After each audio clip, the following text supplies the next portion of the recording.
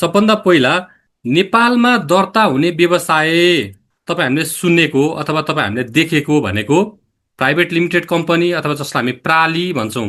अझ बोलीचालीको भाषामा त कम्पनी नै भन्छौँ, होइन त? कम्पनी नै भन्छौँ। धेरै जसोले सुन्ने गरेको कम्पनी नै हो। तर के नेपालमा व्यवसाय दर्ता गर्ने अथवा दर्ता गर्ने निकाय स्वरूप भनेको कम्पनी मात्रै हो कि त्योभन्दा अरू निकाय अथवा अरू स्वरूपबाट पनि व्यवसाय दर्ता गर्न सकिन्छ अथवा सञ्चालन गर्न सकिन्छ? के लाग्छ यहाँहरूलाई? मैले अघि भने नेपालमा व्यवसाय दर्ता गर्नको लागि कम्पनी दर्ता मात्रै अनिवार्य विषय हो कि कम्पनी भन्दा बाहिर पनि अरू कुनै स्वरूप अथवा अरू कुनै निकायमा दर्ता गरेर व्यवसाय सञ्चालन गर्न सकिन्छ? नेपालमा व्यवसाय सञ्चालन गर्नको लागि कम्पनी मात्रै दर्ता गर्नुपर्छ अथवा कम्पनी मात्रै दर्ता गरेर व्यवसाय सञ्चालन गर्न पाइन्छ भन्ने होइन। व्यवसायका धेरै स्वरूपहरू छ, तपाईँ हामीले यो कुरा बुझ्नुपर्छ सबभन्दा पहिला। त्यति भइसकेपछि मात्रै बल्ल कुन कम्पनी हो, कुन फर्म हो अथवा कुन वडा कार्यालयमा दर्ता भएको हो, व्यवसायको स्वरूपको आधारमा हामीले त्यसलाई ट्रिट गर्नुपर्ने हुन्छ है। त्यसकारण हामीले मेजोरिटी अफ द टाइम हामीले यहाँ डिस्कस गर्ने भनेको कम्पनी नै हो। तर व्यवसाय त कम्पनी मात्रै दर्ता भएर अथवा कम्पनीको स्वरूपमा मात्रै त सञ्चालन नहुँदो रहेछ। प्राइभेट फर्महरू पनि हुन्छ, वडामा पनि दर्ता हुन्छ, घरेलुमा पनि दर्ता हुन्छ भने कम्पनीमा पनि दर्ता हुन्छ। त्यही कुरालाई मैले यो स्लाइडमा देखाउन खोजेको हो। जस्तै हामी फर्म भन्छौँ, साधारणतया फर्मको स्वरूपमा आउँछ तिनीहरू भनेको, कि फर्मको स्वरूपमा आउँछ कि कम्पनीको स्वरूपमा आउँछ। मेजर यति दुईटा स्वरूप नै हो है। अब अघि जुन हामीले घरेलु भन्यौँ अथवा ओडा भन्यौँ, यिनीहरू सबै फर्मको स्वरूपमा आउँछ, त्यसलाई हामी फर्म नै भन्छौँ। अनि फर्म पनि एकल र साझेदारी दुई प्रकारको भइ नै हाल्यो। एकजना मात्रै पार्टनरसिप हुनुहुन्छ एकल, दुईजना हुनुहुन्छ साझेदारी। एउटा फर्म भयो, अर्को भनेको कम्पनी भयो। मेजर दुईटा स्वरूप हो है। फर्म एज अ फर्मको रूपमा दर्ता हुनको लागि चाहिँ हामीसँग दुईवटा ऐनहरू छ। एउटा प्राइभेट फर्म रजिस्ट्रेसन ऐन, अर्को साझेदारी ऐन। यी दुइटै एकदम पुरानो ऐन हुन्। एउटा 2014 सालको र एउटा 2020 सालको ऐन हो है। अब यी ऐन अन्तर्गत दर्ता हुने व्यवसाय भनेको चाहिँ अघि तपाईँहरूले भन्नुभयो नि, वाणिज्य विभाग अथवा जिल्ला स्थित घरेलु तथा साना, पहिला घरेलु तथा साना उद्योग कार्यालय भन्थ्यो, अहिले त उद्योग तथा वाणिज्य कार्यालय भन्छ। उद्योग तथा वाणिज्य कार्यालय अनि घरेलु वाणिज्य विभागहरूले चाहिँ तपाईँको प्राइभेट फर्म रजिस्ट्रेसन ऐन अथवा साझेदारी ऐन अन्तर्गत साझेदारी ऐन अन्तर्गत रहेर व्यवसाय दर्ता हुन्छ। अब अहिले त फेडरलिजममा गइसकेपछि प्रदेशले आफ्नो छुट्टै कानुनहरू बनाइरहेको छ। यो प्राइभेट फर्मको सन्दर्भमा, साझेदारी फर्मको सन्दर्भमा प्रदेशको आफ्नो छुट्टा छुट्टै कानुनहरू बनाइरहेको छ है। यदि छुट्टै कानुन बनाएको छ भने प्रदेश कानुन अनुसार नै हुन्छ। यदि छैन भने चाहिँ प्राइभेट फर्म रजिस्ट्रेसन ऐन 2014 नै हो र साझेदारी ऐन 2020 नै हो। यति कुरा भने मैले प्राय फर्मको हिसाबमा। अब हामी आउँ यता कम्पनीको हिसाबमा। हामी बढी चर्चा गर्छौँ कम्पनीको है त। अब कम्पनी ऐन 2063, अहिले हाम्रो एक्जिस्टिङ ल भनेको कम्पनी ऐन 2063 हो। यो केन्द्रीय ल हो। प्रदेशहरूले चाहिँ कम्पनी सम्बन्धी ऐनहरू बनाएको छैन। त्यसकारण अहिलेसम्म भनेको हाम्रो कम्पनी ऐन 2063 नै रहन्छ, सङ्घीय कानुन नै रहन्छ है त कम्पनी दर्ता गर्ने सन्दर्भमा। अब स्थानीय व्यापार पनि सामान्यतया सामान्य प्रकृतिका व्यवसायहरू, सामान्य किराना पसल, सामान्य कपडा पसल अथवा ब्युटी पार्लरहरू, सामान्य जुन पुँजी चाहिँ एकदमै सानो स्केलको हुन्छ, त्यस्ता व्यवसायहरूलाई चाहिँ सोझै ओडामा दर्ता गरेर पनि सञ्चालन गर्ने गरिएको छ। तर यहाँ के हुन्छ भन्दाखेरि ओडामा दर्ता गरेको व्यवसायलाई चाहिँ कतिपय बैंक तथा वित्तीय संस्थाहरूले ओडा मात्रै दर्ता गरेको हिसाबमा बैंक खाता खोल्दिनुहुन्न कारोबारको लागि। उहाँहरूले फेरि के भन्नुहुन्छ, घरेलु दर्ता गरेर लिएर आउनुहोस् अथवा वाणिज्य कार्यालयमा दर्ता गरेर लिएर आउनुहोस् भन्नुहुन्छ। त्यसकारण के चाहिँ हो भने हामीले व्यवसाय दर्ता गर्दाखेरि कहिले पनि स्थानीय निकायमा सोझै दर्ता नगर्ने। हामीले आइदर उद्योग वाणिज्य कार्यालयमा दर्ता गर्नु पर्यो अथवा कम्पनीमा दर्ता गर्नु पर्यो सबभन्दा फर्स्ट। त्यस पछाडि भनेको चाहिँ बल्ल व्यवसाय सञ्चालनको अनुमति लिनको लागि हामी ओडामा जानुपर्छ, ओडामा दर्ता गर्नुपर्छ। त्यो भयो भने पर्फेक्ट रूपमा हामीलाई काहीँ पनि प्रब्लम हुँदैन। अब यसरी हेर्दाखेरि दोहोरो अथवा दुईतिर दर्ता गर्नुपर्ने जस्तो चाहिँ देखिन्छ। तर स्थानीय शासन सञ्चालन ऐनका कुराहरूदेखि लिएर होस् अथवा नेपाल संहितामा प्रवेश गरिसकेपछि चाहिँ हरेक व्यवसायहरू ओडामा दर्ता नगरिकन सञ्चालन हुन नपाउने व्यवस्था छ। त्यसले गर्दाखेरि अहिले त ठूलो जरिवानाहरूको विषयहरू पनि आइरहेको छ।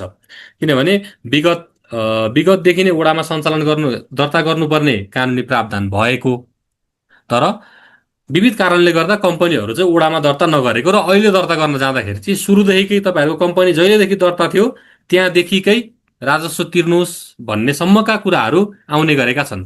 त्यसले गर्दा तपाईँ हामीले के ख्याल गरिदिनु पर्यो भन्दाखेरि चाहे कम्पनी होस् चाहे फर्म होस्, यी दुईटा व्यवसाय चाहे जुनसुकै स्वरूपमा होस्, यी दुईटा व्यवसाय दर्ता हुने बित्तिकै हामीले ओडामा दर्ता गर्न चाहिँ नबिर्सने, नभुल्ने।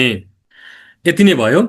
अब हामी कम्पनी ऐन अन्तर्गत कम्पनी ऐन अन्तर्गतको कुरा गर्दै गर्दाखेरि कम्पनी ऐन 2063 हाम्रो मातृ कानुन भयो कम्पनीको गभर्निङ लको लागि। अब त्यसो हो भने नेपालमा कति प्रकारका कम्पनीहरू दर्ता हुन्छन् भनेर साधारणतया त्यसलाई हेरौँ। हामी भन्न चाहिँ कम्पनी भन्छौँ, तर कति प्रकारका कम्पनीहरू दर्ता हुन्छन् त भनेर सरसर्ती हेर्ने हो भने 4 प्रकारको कम्पनीहरू नेपालमा दर्ता गर्ने गरेको पाइन्छ। पहिलो छ प्राइभेट कम्पनी, दोस्रो पब्लिक, तेस्रो मुनाफा वितरण नगर्ने र चौथो विदेशी कम्पनी भन्छौँ हामी, जसलाई हामी विदेशी कम्पनीको शाखा र विदेशी कम्पनीको सम्पर्क कार्यालय भनेर भन्छौँ। यदि 4वटा प्रकारको व्यवसायहरू कम्पनीको रूपमा दर्ता भएको पाइन्छ। प्राइभेट कम्पनी जसलाई छोटकरीमा प्राली भनिन्छ, पब्लिक कम्पनी जसलाई हामी छोटकरीमा पली अथवा लिमिटेड मात्रै पनि भन्छौँ। यदि कुनै पनि कम्पनीको नामको पछाडि लिमिटेड मात्रै छ भने हामीले के बुझ्नु पर्यो, त्यो कम्पनी पब्लिक लिमिटेड कम्पनी हो भन्ने कुरा बुझ्नु पर्यो। अर्को छ मुनाफा वितरण नगर्ने कम्पनी। अब यसको पछाडि चाहिँ प्राली अथवा पली साधारणतया लेखिँदैन। र अर्को रह्यो विदेशी कम्पनीको शाखा अथवा सम्पर्क कार्यालय। यति 4वटा स्वरूपमा कम्पनी दर्ता हुन्छ। अब अर्को छ सिंगल सेयर होल्डर र मल्टिपल सेयर होल्डर भन्नेको छ। अब प्राइभेट कम्पनी पनि एकजना शेयरधनी हुने हो कि एकभन्दा बढी शेयरधनी हुने हो भन्ने कुराको आधारमा डिभिजन चाहिँ गर्न सकिन्छ, तर यसमा तात्विक त्यत्रो फरक केही पनि हुँदैन। अब हामी यो इन्टायर वर्कसप भरि अथवा यो तालिम भरि हामीले कुरा गर्ने भनेको चाहिँ प्राइभेट कम्पनी अन्तर्गतको मल्टिपल सेयर होल्डर, जसलाई हामी बहुल पनि भन्छौँ, प्राइभेट कम्पनी अन्तर्गतको मल्टिपल सेयर होल्डर भएको कम्पनीलाई विशेष फोकस गरेर हामी कुरा गर्छौँ। अनि बाँकी सिंगल सेयर होल्डरको के हुन्छ सर, पब्लिक कम्पनीको के हुन्छ, मुनाफा वितरण नगर्नेको के हुन्छ भन्नुहुन्छ भने हामी प्राइभेट कम्पनीको मल्टिपल सेयर होल्डर भएको कम्पनीको प्र्याक्टिस गर्दै जाँदाखेरि पब्लिक कम्पनी पनि त्यसैभित्र आउँछ, मुनाफा वितरण नगर्ने कम्पनी पनि त्यसैभित्र आउँछ र सिंगल सेयर होल्डर भएको कम्पनी पनि त्यसैभित्र आउँछ। तर थप केही कुराहरू हुन्छन् जुन पब्लिक लिमिटेड कम्पनीले पालना गर्नुपर्ने कुराहरू हुन्छ। त्यस्ता कुराहरूलाई हामी फेरि थप अर्को क्लासमा छुट्टै डिस्कस गर्छौँ। त्यस पछाडि मुनाफा वितरण नगर्ने कम्पनीहरूले पालना गर्नुपर्ने अरू नियम कानुनका कुराहरू हुन्छ, त्यसलाई फेरि हामी छुट्टै क्लासमा डिस्कसन गर्छौँ। बाँकी भनेको प्राइभेट लिमिटेड कम्पनीको मल्टिपल सेयर होल्डर भएको कम्पनीलाई यदि हामीले डिल गर्न सक्यौँ भने बाँकी जुनसुकै प्रकारका कम्पनीहरू पनि हामीले डिल गर्न सक्छौँ। त्यसो भने साधारण रूपमा प्राइभेट कम्पनी, पब्लिक कम्पनी र मुनाफा वितरण नगर्ने कम्पनीको बीचमा के भिन्नता छ सरसर्ती हेरौँ है त। यो भिन्नता तपाईँ हामीले भोलि डकुमेन्टेसन गर्दाखेरि, चाहे प्राइभेट कम्पनीको डकुमेन्टेसन होस् चाहे पब्लिक कम्पनीको डकुमेन्टेसन गर्दाखेरि चाहिँ ख्याल गर्नुपर्ने हुन्छ। सबभन्दा पहिला छ शेयरधनी संख्या। पक्कै पनि कम्पनी भन्ने बित्तिकै शेयरधनी जोडिएर आउँछ। शेयरधनी बिनाको कम्पनी हामी परिकल्पना पनि गर्न सक्दैनौँ। जसै हामी उता प्राइभेट फर्म अथवा साझेदारी फर्ममा पार्टनरसिप भन्छौँ, हामी साझेदार भन्छौँ भने यतापट्टि कम्पनीमा चाहिँ लगानीकर्ताहरूलाई हामी शेयरधनी भनेर भन्छौँ। चाहे त्यो पब्लिक कम्पनी होस्, चाहे प्राइभेट कम्पनी होस्, चाहे मुनाफा वितरण नगर्ने कम्पनी होस्, यसमा शेयरधनी संख्या हुन्छ। तर कुरा के हो भने प्राइभेट लिमिटेड कम्पनीलाई मात्रै शेयरधनी संख्यामा रिस्ट्रिक्सन छ भने बाँकी पब्लिक लिमिटेड र मुनाफा वितरण नगर्ने कम्पनीमा शेयरधनीलाई रिस्ट्रिक्सन छैन। मतलब शेयरधनीको संख्यामा रिस्ट्रिक्सन छैन। प्राइभेट कम्पनीमा मात्र 101 जनासम्म मात्र शेयरधनी हुन सक्छ, तर पब्लिक कम्पनीमा जतिसुकै पनि हुन सक्छ। मुनाफा वितरण नगर्ने कम्पनीमा जतिसुकै पनि हुन सक्छ। तर पब्लिक कम्पनीमा न्यूनतम सेयर धनी संख्या 7 जना भन्दा कम हुँदैन। यति कुरा ख्याल गर्नु पर्यो। यो पहिलो बुदाले भन्न खोजेको, सेयर धनी संख्या भन्ने बुदाले भन्न खोजेको यति नै हो। अब तपाईहरुलाई कसैले मलाई पब्लिक कम्पनी दर्ता गर्नु पर्यो सर भन्नुभयो भने तपाईहरुले के बुझ्नु पर्यो? सबभन्दा पहिला सेयर धनी चाहिँ 7 जना चाहिन्छ है भन्ने कुरा चाहिँ तपाईहरुले माइन्डमा राख्नु पर्यो। त्यसो हो भने 2 जना 3 जना भएर पब्लिक लिमिटेड कम्पनी दर्ता गर्नु मिल्छ कि मिल्दैन भन्नुहुन्छ भने साधारणतया मिल्दैन। एउटा एक्सेप्सन छ, त्यो एक्सेप्सन के हो हामी लास्टमा डिस्कस गरौँला। साधारणतया 7 जना भन्दा कम भएर पब्लिक कम्पनी दर्ता गर्न मिल्दैन।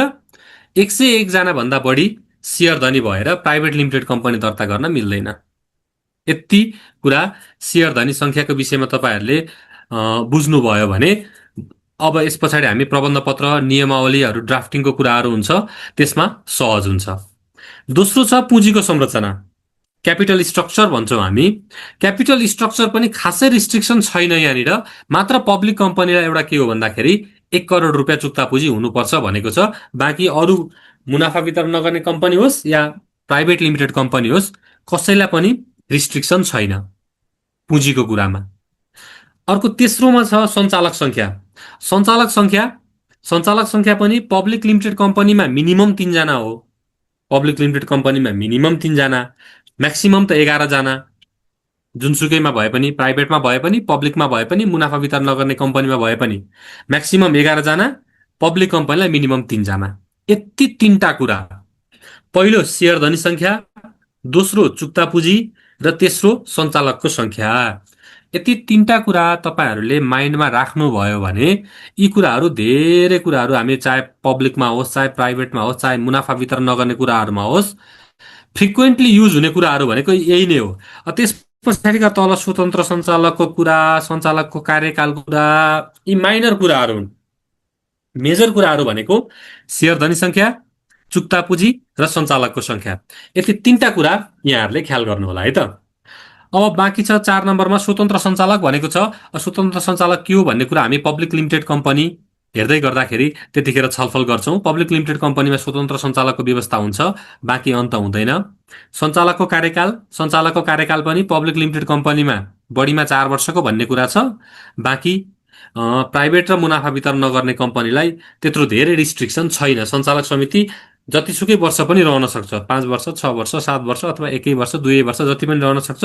मात्र पब्लिक लिमिटेड कम्पनीमा चाहिँ एउटै सञ्चालक 4 वर्ष भन्दा बढी चाहिँ सञ्चालकमा बहाल रहन सक्दैन। अर्को छ कम्पनी सचिवको कुरा छ। कम्पनी सचिव पब्लिकलाई अनिवार्य भन्ने कुरा छ, तर व्यवहारमा त्यत्रो प्र्याक्टिस भएको पाइँदैन। कारोबार प्रारम्भ गर्न स्वीकृति लिनुपर्ने, यो पनि पब्लिकले मात्रै हो। अब शेयर संरचना ट्रान्सफरेबल नन ट्रान्सफरेबल भनेको छ, यो जस्ट नलेजको लागि मात्रै हो। तपाईहरुले यसमा त्यति धेरै ख्याल नगर्नु भए हुन्छ। विवरण पत्र प्रकाशन गर्नुपर्ने कुरा भनेको छ। विवरण पत्र प्रकाशन गर्नुपर्ने कुरा भनेको यो आइपीओ इनिशियल पब्लिक अफरिङ भन्छ, त्यो पब्लिक लिमिटेड कम्पनीको लागि नै हो। र सञ्चालक समितिको बैठक यो पनि पब्लिक लिमिटेड कम्पनीको लागि कम्तीमा 6 पटक भनेको छ वर्षमा 6 पटक चाहिँ पब्लिक लिमिटेड कम्पनीको बैठक बस्नै पर्छ भनेको हो। भने प्राइभेट लिमिटेड कम्पनी र मुनाफा वितरण नगर्ने कम्पनीलाई त्यत्रो रिस्ट्रिक्सन छैन। सरसर्ती यो चार्टबाट तपाईं हामीले लिनुपर्ने कुरा के हो भने यो तपाईहरुले पाउनुहुन्छ स्लाइडहरु है। तर मेजर ख्याल गर्नुपर्ने कुरा भनेको यो फर्स्टको शेयर धनी संख्या, चुक्ता पुँजी, सञ्चालक संख्या, यति 3टा कुरा र लास्टको सञ्चालक कार्यकाल पनि। ल सञ्चालक कार्यकाल, यति 4वटा कुरा ख्याल गर्नुभयो भने डकुमेन्टेसनमा धेरै सजिलो हुन्छ। तपाईहरुले फ्रिक्वेन्टली युज गर्ने कुराहरु भनेको पनि यही नै हो। ल यति कुरा मध्यनजर गर्दै है, शेयर धनी संख्या, चुक्ता पुँजी र सञ्चालक संख्या, यति 3टा कुरालाई मध्यनजर गर्दै अब हामी अगाडि बढौं कम्पनीको दर्ता प्रक्रिया। अब हामीले यहाँ विषयवस्तुमा डिस्कस गर्ने भनेको कम्पनी ऐनमा के व्यवस्था छ भन्ने कुरालाई भन्दा पनि बढी फोकस गर्ने भनेको कम्पनी ऐनले चाहिँ हामीलाई अथवा तपाईं हामीबाट चाहिँ के कागजातहरु अपेक्षा गरेको छ, त्यो कोणबाट अथवा त्यो पोइन्ट अफ भ्यूबाट चाहिँ हामी अगाडि बढ्छौं है। हुन त कम्पनी ऐनमै व्यवस्था गरेको कुराहरु नै हो, तर कुन दफामा छ अथवा कुन कानुनी व्यवस्था भन्दा पनि के कागजातहरु अथवा के डकुमेन्टेसनहरु चाहिँ ओसीआरले ओसिआर भन्नाले अफिस अफ कम्पनी रजिस्ट्रार भन्छ, हामी सर्टकटमा ओसिआर भन्ने भाषा प्रयोग गर्छौँ, शब्द प्रयोग गर्छौँ। अब तपाईँहरूले यहाँभन्दा अगाडि ओसिआर सुन्नुभयो भने तपाईँहरूले कम्पनी रजिस्ट्रार कार्यालय रहेछ भन्ने बुझ्नु होला है त। सो कम्पनी रजिस्ट्रारको कार्यालयले तपाईँ हामीबाट, चाहे क्लाइन्टबाट होस्, चाहे कम्पनीको तर्फबाट होस्, अथवा सर्भिस प्रोभाइडरको तर्फबाट होस्, कस्ता कस्ता कागजातहरू अपेक्षा गर्छ, ताकि त्यस्ता कागजातहरू हामीले समयमै विवरण बुझाउन सकियो भने लाग्ने जरिवानाबाट बच्न सकिन्छ भन्ने तरिकाबाट हामी अगाडि बढ्छौँ है त। त्यसो भने सबभन्दा पहिला अब कम्पनी दर्ता प्रक्रियाकै विषयमा छोटो डिस्कस गरौँ। यहाँ भन्न खोजेको कुरा के हो भने तपाईँ हामीले कम्पनी दर्ता गर्दाखेरि कम्पनीको नाम स्वीकृति गर्नुपर्ने हुन्छ है। कम्पनीको नाम स्वीकृति गर्नुपर्ने हुन्छ। त्यसको लागि दुई चारवटा कुराहरू हामीले ख्याल गर्नुपर्छ कम्पनीको नाम स्वीकृत गर्ने सम्बन्धमा। अब यो कम्पनी निर्देशिका 2072 छ। कम्पनी निर्देशिका 2072 को अनुसूची 3 हेर्नुभयो भने यो मैले यहाँ जे डिस्प्ले गरेर आएको छु, मैले कम्पनी निर्देशिका 2072 को अनुसूची 3 बाट तानेको। कम्पनीको नाम, कम्पनी दर्ता गर्नको लागि नाम प्रस्ताव गर्दाखेरि के कुरामा ख्याल गर्नुपर्छ भन्दा 11 वटा बुदा निर्देशिकाले हामीलाई दिएको छ। त्यही कुरा यहाँ सरस्वती मैले भन्न चाहे। पहिलोमा छ कम्पनीको नाम टाइटल केसमा हुनुपर्ने भनेको छ। यो पहिलो टाइटल केसमा हुनुपर्ने भन्ने विषयलाई चाहिँ कम्पनी रजिस्ट्रारको कार्यालयको सफ्टवेयरले अटोमेटिक करेक्सन गरिदिन्छ। त्यसकारण यो 1 नम्बरको बुदाहरूलाई तपाईँहरूले ख्याल नगरे पनि हुन्छ। टाइटल केस के हो, यो कसरी लेख्नुपर्छ भनेर तपाईँहरूले त्यतापट्टि ओरी हुनु पर्दैन। नाम हाल्दाखेरि नै सफ्टवेयरमा भ्यालिडेसन गरिदिएको छ, त्यो भ्यालिडेसनले अटोमेटिक टाइटल केसमा लगिदिन्छ। यसमा केही गर्नु पर्दैन। तर तपाईँ हामीले ख्याल गर्नुपर्ने विषय भनेको दोस्रो नम्बरको बुदा हो। दोस्रो नम्बरको बुदा के छ भने कम्पनीको नाम नेपाली र अङ्ग्रेजीमा एउटै हुनुपर्ने भनेको छ। यहाँ उदाहरण पनि दिएको छ। अब हेर्नु है, तपाईँ हामीले धेरैले मिस्टेक गर्ने र नाम रिजेक्ट, फ्रिक्वेन्टली नाम रिजेक्ट भइरहने ठाउँ चाहिँ ठ्याक्कै यहीँनिर हो। अब नेपाली र अङ्ग्रेजीमा एउटै हुनुपर्ने भन्नको अर्थ के हो भने यहाँ इक्जाम्पलमा हेरौँ। इक्जाम्पलमा कम्पनीको इङ्ग्लिस नाम नेपाली एग्रिकल्चर कम्पनी भन्ने छ। यहाँ नेपाली लेखेको रहेछ, खास नेपाल हो। नेपाल एग्रिकल्चर कम्पनी भनेर हामीले अङ्ग्रेजीमा लेख्यौँ। यानि पिएएल नेपाल, एजिआरआइसियुएल टियुआरई एग्रिकल्चर, सिओएमपिएएनवाई कम्पनी भनेर अङ्ग्रेजीमा त नाम राख्यौँ। तर नेपालीमा हामीले नेपाल कृषि, अब हेरौँ है, एग्रिकल्चरलाई कृषि गरियो, नेपाल कृषि कम्पनी भनेर नेपालीमा लेख्यौँ भने यो नाम मिस्टेक हुन्छ। अब गर्नुपर्छ के भन्दाखेरि यदि अङ्ग्रेजीमा हामीले नेपाल एग्रिकल्चर कम्पनी भन्ने हो भने नेपालीमा पनि रोमनमै के भन्नु पर्यो, नेपाल एग्रिकल्चर कम्पनी भन्नु पर्यो। होइन, नेपालीको रोमनमा नेपाल कृषि कम्पनी भन्ने हो भने अङ्ग्रेजीमा पनि एनइपिएएल नेपाल, कृषि केआरआइएसएचआई कृषि, अनि सिओएमपिएएनवाई कम्पनी नै भन्नु पर्यो। सो इङ्ग्लिसमा कृषि लेख्ने हो भने केआरआइएसएचआई कृषि लेख्ने, अनि नेपालीमा कृषि लेख्ने। होइन, एग्रिकल्चर लेख्ने हो भने अङ्ग्रेजीमा पनि एग्रिकल्चर, एजिआरआई सियुएल टियुआरई एग्रिकल्चर भन्नु पर्यो, नेपालीमा पनि एग्रिकल्चर नै भन्नु पर्यो। यति भन्न खोजेको हो। यो 2 नम्बर बुदालाई चाहिँ एकदमै ख्याल गर्नु होला। फ्रिक्वेन्टली नाम रिजेक्ट हुने भनेको यो 2 नम्बर बुदा पनि हो तपाईँ हामीले अभ्यास गर्दाखेरि। अब तेस्रो नम्बर छ कम्पनीको नाममा नम्बर प्रयोग नभएको हुनुपर्ने भनेको छ। पक्कै पनि सबै नामहरू लेटरमा लेख्नुपर्छ। इक्जाम्पलमा न्युज 24 भनेको छ। यदि न्युज 24 भनेर हामीलाई नाम चाहियो भने न्युज त हामी एनडब्ल्युएस न्युज लेखि नै हाल्छौँ। 24 को ठाउँमा 2424 नलेख्ने, हामीले लेटरमै लेख्नु पर्यो। TWENTY 20 FOUR 4। यसरी 24 नलेखेर लेटरमै TWENTY 20 FOUR 4 भनेर लेख्नु पर्यो है त। 2 नम्बरको बुदालाई पनि ख्याल गरौँ, 2 र 3 लाई। 4 नम्बर कम्पनीको नाम कोलन, सेमिकोलन, एपोस्ट्रोफ र हाइफन प्रयोग नभएको हुनुपर्ने भनेको छ। यो 4 नम्बरको बुदालाई सिस्टममा नाम हाल्दा नै भ्यालिडेसन गरेको छ, सिस्टमले अटोमेटिक त्यो हटाइदिन्छ। त्यसले गर्दा 4 नम्बरको बुदामा पनि त्यत्रो ओरी हुनु पर्दैन। अनि 5 नम्बरमा छ कम्पनीको नाम छोटकरीमा चाहियो भने प्रत्येक अक्षरको पछाडि डट प्रयोग भएको हुनुपर्ने भनेको छ। हो, यो चाहिँ म तपाईँलाई इक्जाम्पल सहित बुझाउँछु है। यो पनि एकदमै बढी नाम रिजेक्ट हुने ठाउँ यहीँ नै हो। जस्तै कम्पनीको नाम छोटकरीमा चाहियो भने डट प्रयोग गर्ने भनेको छ। सिजी ग्रुप भन्यौँ हामीले अङ्ग्रेजीमा। नेपालीमा यो नाम प्रस्ताव गर्ने चरणमा है हामी छलफल गर्दैछौँ कस्तो नाम एक्सेप्ट हुन्छ, कस्तो नाम रिजेक्ट हुन्छ भन्ने सन्दर्भमा। नेपालीमा पनि मैले सिजी ग्रुप भने। पछाडि प्राली अथवा पली लेखिरहनु पर्दैन है। पिबिटी डट एलटिडी यसरी लेखिरहनु पर्दैन। नाम प्रस्ताव गर्ने सन्दर्भमा हामी प्रबन्ध पत्र नियमावलीमा त लेखि नै हाल्छौँ। नाम प्रस्ताव गर्ने सन्दर्भमा सिस्टममा हामीले नाम अप्लाई गर्दाखेरि यो लेखिरहनु पर्दैन। यो लेखियो भने पनि रिजेक्ट हुन्छ है। ल, अब ठ्याक्कै यसले भन्न खोजेको यो स्लाइडको 5 नम्बर बुदाले कम्पनीको नाम छोटकरीमा चाहियो भने प्रत्येक अक्षरको पछाडि डट राख्ने भनेको के हो भने यो सिजी भन्ने त छोटकरी नाम हो नि त, सिजी। त्यसले गर्दाखेरि हामी सी को पछाडि पनि डट र जी को पछाडि पनि डट, अङ्ग्रेजीमा पनि नेपालीमा पनि डट, सी को पछाडि जी को पछाडि पनि डट गर्नु पर्यो। अनि मास्तिर ग्रुप भनेपछि तलतिर पनि ग्रुप भन्नु पर्यो। यसलाई समूह भनेर भन्न पाइएन, यसरी समूह भन्न पाइएन है। अघि भनेको त्यही नै हो, समूह भन्न पाइएन, ग्रुप नै भन्नु पर्यो। ग्रुप यदि समूह लेख्ने हो भने माथि अङ्ग्रेजीमा पनि समूह भन्नु पर्यो। जस्तै आरके कन्स्ट्रक्सन भन्छौँ हामी। ल, आरके कन्स्ट्रक्सन भन्यो भने नेपालीमा पनि भन्न त हामी आर के कन्स्ट्रक्सन नै भन्छौँ, तर छोटकरी नाममा चाहिँ हामीले डट राख्न भुल्छौँ। यस्तो भयो भने पनि कम्पनीको नाम रिजेक्ट हुन्छ। धेरै धेरै कमन मिस्टेक हुने ठाउँ पनि यो एउटा हो। त्यसकारण छोटकरीमा यदि हामीले नाम राख्ने हो भने प्रत्येक लेटरको पछाडि डट राख्ने भन्न खोजेको हो यो 5 नम्बर बुदाले।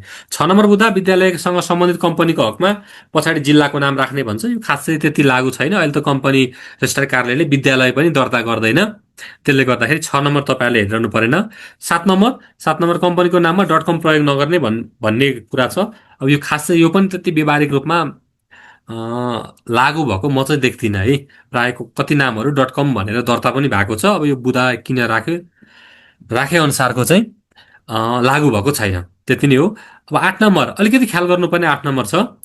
पहिले दर्ता भएको कम्पनीको नामको अगाडि a and the new super Om Nepal international Shri जस्ता शब्द प्रयोग नगर्ने भनेको छ। यो भनेको के हो भने यदि सिजी ग्रुप भन्ने कम्पनीको नाम अलरेडी दर्ता छ भने अब फेरि हामीले अर्को कम्पनी दर्ता गर्न खोज्दाखेरि श्री सिजी ग्रुप, सिजी ग्रुप, अनि अङ्ग्रेजीमा पनि श्री सिजी ग्रुप हो। यदि सिजी ग्रुप भन्ने कम्पनी अलरेडी दर्ता छ भने यसरी श्री सिजी अथवा द सिजी